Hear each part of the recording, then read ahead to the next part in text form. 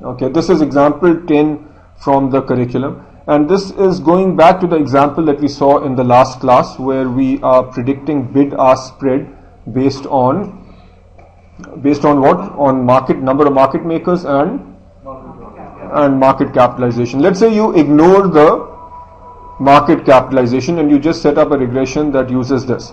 So what happens here is you seem to get a high t statistic, but look at this. Note that the coefficient on the natural log of the number of market makers fell from minus 0.2 in the original. So in the example last time, the coefficient was minus 0.279. But when we do this, that coefficient changes. So the coefficient becomes wrong. What does the curriculum call this? It's biased, incorrect, whatever the term is. So this is one problem with the misspecification. Also, the intercept changed drastically. So you now have a regression equation that just is plain incorrect.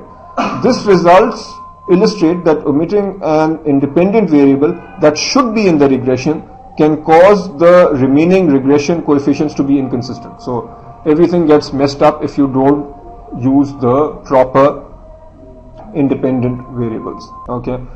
What if the variables are not transformed properly? Then what happens? Okay.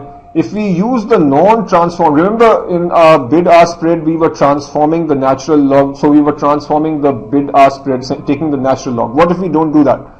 So if we use the non-transformed ratio of bid-ask spread to price as the dependent variable, the model predicts negative values for the bid-ask spread, and that makes no sense. So if you actually do the maths and you look at example 11 in the curriculum and you do not use the transformed value for y, then the model will predict that the ratio of the bid-ask spread is 0.0056 or minus 0.56% of the stock price. This doesn't make sense because a bid-ask spread cannot and should not be negative. So all sorts of issues happen if you don't do your transformations properly. Show the example 13 in the curriculum, and I'll just read this for you. In our discussion of serial correlation, we concluded from a test using the Durbin-Watson test that the error term in the Fisher effect equation showed a positive first order serial correlation using 3-month T-bill returns as an independent variable and inflation expectations as an independent variable. So we haven't done this example, but what they are telling us, and you can look at the curriculum equation 5 is, all they are doing is that they are taking some expert's opinion of inflation expectations and using those inflation, so actually they are using 3 months T-bill returns as the dependent variable. So that's the y. And what are they predicting it based on? They are predicting it based on inflation expectations. Okay, so this is fine. But what if they change the model? And what they've done in example 13 is what they've done is observations on the dependent and independent variables were quarterly.